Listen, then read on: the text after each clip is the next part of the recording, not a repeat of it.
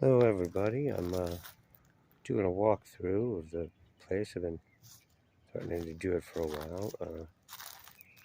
That's my front door there, sort of an in-law apartment. The rest of the house, the landlord, he owns the house. He lives over there, and one other tenant. And here's my broken bicycle. The reason to walk back along here first is to point out, so this business going on up here, those are, I'm not sticking my hand up in there to show you, but those are sort of low tunnels that go all the way through into the back of my apartment. Those last two. I've been blocked off with a bunch of random boards and trash and cardboard and stuff to keep the cats from coming in and going out at will. Other animals too sometimes. There's rats. Some of them live inside, but some things come from the outside too. Had a possum turn up. It's my bathroom window. There's Mr. Princess. So this, at some point, the entire thing that is from that edge over the whole window part, the glass and the part holding it in, just came loose and fell entirely out of the wall onto the ground. Flotsam was lost outside for a couple of days. So I got it wedged back in there. When I did put it back, I had the impression it might be sitting so gently that the cats might be able to push it out again. It hasn't happened, but I'm scared to touch it. Obviously it doesn't lock, but yeah, if somebody tried to get in this window, they'd be holding the whole window in a second. Yeah, none of the windows secure. Hello, Sparky. This one I can crack for air. I have to keep it closed enough so the cats can't get out, of course. And this one also does not secure. You can see there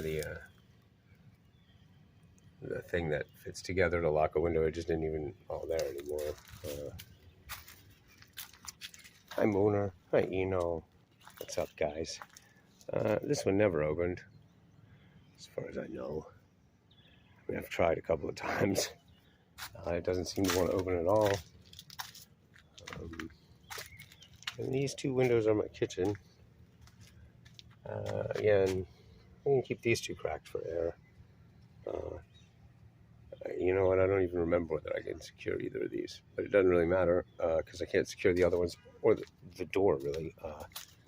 So this here, the doorknob. All right, well, this screen door is made of metal. These metal screen doors are really popular in this neighborhood. Somebody made a fortune selling them to everyone at some point. Now, the doorknob does lock. I have a key for it.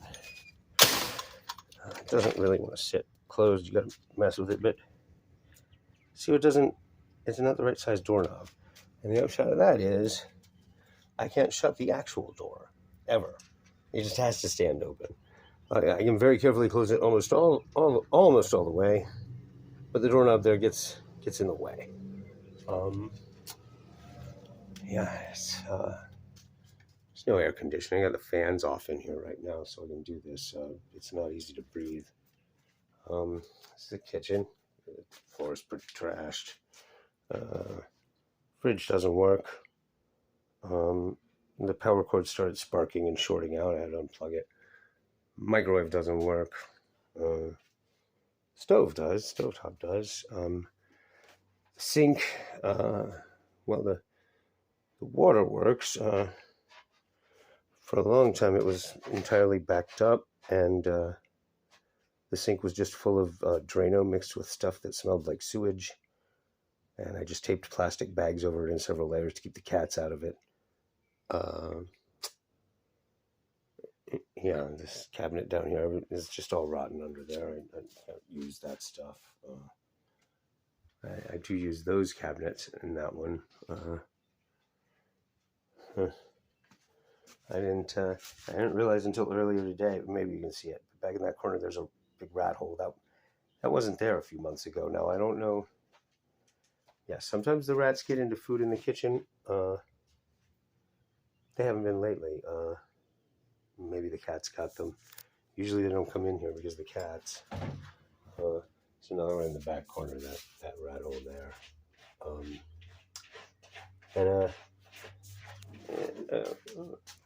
the stove, when the stove is not pushed all the way back like that, the cats, at least a couple of cats have gone back behind there and gotten out of the house somewhere behind there. There's that up there is just junk, a bunch of stuff read left and some books I'm assuming I'm never going to have room for, living in a car or outside. I just always hope that insulation isn't any kind that's poisonous. But I did have a black sheet tacked up over these windows. I pulled it down yesterday. Yeah, there's places where the ceiling is about to come down in here too. The water comes in. It's really, the water comes in sort of a surreal way. Like there's no way to predict when the water is going to come in. Every time it rains, it comes in different places. What passes for a roof up there is mostly just tarps held down with weights. Red has climbed up there, and she told me the stuff going on with the tarps up there doesn't make any sense alongside what comes in down here. But so that all came down. This little gap here in the doorway. Water was coming through the roof and ceiling in those places for a while. Hasn't lately. Of course, that hole also, again, water damage. Now, water is still coming in a couple places in that area when it rains. And there's some insulation in there. That's funny. I'm looking at something that on the video looks like a rat poking its head out, but it's not. Yeah, and there's more holes back here again. The water damage. Water was coming in there for a while, and then it stopped. And the wall, I mean, there isn't a wall. It's sort of the infrastructure of a wall. This pass-through and the one in the kitchen is just sort of that stuff tacked over the back of it. This business here, I have random stuff stuffed in there behind those pipes to keep the cats from going back and forth through that hole, in part because there's another hole there that goes straight down. Obviously, the rats dug that at some point. But for a long time, you'll see how grungy that is. And the end there, it looks like there's a giant spitball over it. That is where the water from this fucked up sink would come out. And so when it would back up worse, the sewage and Drano stuff would come out here, go down that pipe to go out. But also, it just, the end of this, the actual piece that should be there, broke off. Like the thing, the plastic thing that's all grungy up under the spitball there was, it was a part that, it was part of this thing that in the middle there. And there's like the thing sticking out in the front here, there's another one sticking out there, but the cats kept jumping on it and broke it off. So water would just trickle out of there. When water came through, like gravity would bring most of it that way, but there'd be a trickle. And when the sink got permanently backed up, yeah, the sewage and Drano stuff, I mean, it's just rotten water, whatever's down in the sink, but after a couple of months, it smelled like sewage. And it was mixed with Drano from the purple. That would just steadily drip out of there. I up until a few weeks ago, I kept a bucket up under there behind the wood, and I would have to empty it every now and then. And a couple of the cats would get fascinated with trying to drink that shit, so I had there used to be screens out in the windows, but I had to pull one of those out to sort of lash it down over the top of the bucket to keep the cats from getting in to the shit in the bucket. And this back here, that's my stuff. And there's more holes in the ceiling. This stuff drips sometimes. Like I said, every time it rains, it drips new in different places. There's some of the mold up there and down here now. Down here, on the other side of the wall, is in the bathroom. Well, I don't know if you call that a wall, but that's why that's all crazy moldy. Every now and then I try to clean that up. And I finally figured out a way to berm off the water when it overflows. But yeah, so that's where that pipe goes out from the sink. Now, there's like a random pile of boards and shelves and stuff because otherwise there's just a big gap through there and the cats can get lost in it. I don't know whether they can get through. They haven't, I think once Cricket jumped in there and regretted it. But back here, of course, is where the roof is the worst. That's where I was talking about, where it goes through to the outside. And I have to keep it blocked off so the cats don't get in there. There's a thing back there that if the cats jump on it, it causes a plumbing disaster. This dryer is non-functional, and that heater is non-functional, and that standing waste level freezer there also non-functional and not usable. But this is just stuff the landlord has hoarded, and I had no way to carry it out of here. I would have just snuck it out into the trash one way or another, but almost the entire time I've been here, I've been unable to even lift one end of something like that, let alone both. For a long time, I didn't have any furniture at all. There was a dying couch falling apart is what I have to sit on and sleep on now. When Red was here, a friend of hers brought that over. And the two chairs, the two office chairs, actually, the one day I still had a functional car before right when I moved, I'm having trouble catching my breath walking back there. Right when I moved in, I brought two chairs over because a bunch of office chairs were by the dumpster where I worked. The one that was nice is totally falling apart. I'm using this one now. Stuff in the corner is all my stuff.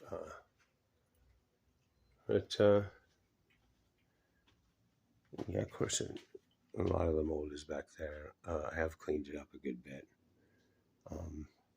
The bathroom is really the worst. Close the toilet because I just don't have the heart. The toilet is sort of decrepit looking, but it looks like crap, literally. So there's always water here, and this mold, I mean, I fight it and I clean it up. There's not much I can do about it. There's a hole through the wall, so there's some air circulation. I don't know if you can see really good back here, but the bathtub, I know that light's not plugged in right now. So the bathtub basically has big gashes and slashes in it. That caulking there was Red's fix. For a while. It held a seal sort of, and then it didn't. Now I'm just scared every time I step in there, it cracks more.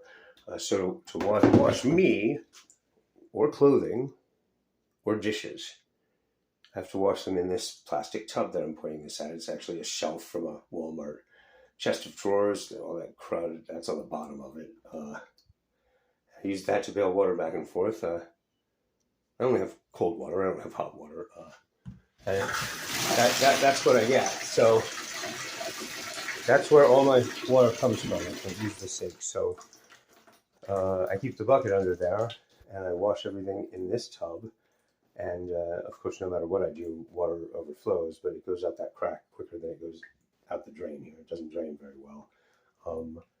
And then all the water that I use in the bucket and the tub, I have to bail out or empty into the toilet because that's the only place the water will exit. But the toilet also has some kind of, not quite a hairline crack up high on the side of it. It doesn't leak water all the time, but the reason there's this like black spot here, the reason it's damp there is because every time I use the toilet to clear water from over here, it, if there's water all the way up the side of the bowl, then it leaks a little on the side. So there's usually a puddle, and sometimes there's a real puddle if I'm not careful. That water goes right through that crack. There's a whole bunch of, it's like an ecosystem up under there. I've seen some very strange frogs and stuff up under there. The water sits in sort of rotten puddles up under the bathtub, particularly in the back. But there isn't really much I can do about it. for a long time I did try to keep up with. I mean, see, the thing is, when the water comes through the tub, it washes a bunch of dirt forward from the ecosystem up behind the tub. So this weird dirt piled everywhere thing is actually, it's just dirt, like plants growing it and stuff. I've seen mushrooms growing back here. Um, yeah, and like I said, some very strange animals come and go. The kittens that I've rescued, two of them, Flotsam and Sparky, they just turned up inside, and they could have gotten in. They're small enough maybe to get in that hole. There's holes everywhere, though. Yeah, I mean, it's all rat holes. Most of my power comes off of that right there. That extension cord comes out here, and I got other extension cords running off of it. There are 2 or 3 other outlets, like there's that one there, but I can only use half of it. I'll show you. So you see how the top one is scorched, but the bottom one I've got shit plugged in. Well, that's all the sockets here. If you plug anything into the top one, it shoots sparks, but you can use the bottom one. All of them, all 3 or 4 outlets. And so I'm not sure exactly what's hung wrong behind the front of that. As you can see, the front is hung upside down. Yeah, and I got a spider problem. I mean, the insect problem comes and goes with the frogs and the lizards and the spiders, but the mold it just spreads more and more. And in the last few months, it's gotten completely out of control, the mold. You can't catch your breath in here, and neither can my neighbor, the little old lady next door. She keeps calling the ambulance, having trouble breathing. They won't do anything to help her. I mean, they give her some kind of inhaler treatment on the spot sometimes. But once she's sitting outside, out front, waiting for the ambulance for 15 or 20 minutes, and they come, and she can usually catch her breath a little by then. I'm having trouble breathing myself. I got to turn the fans back on. Anyway, there's your walking tour.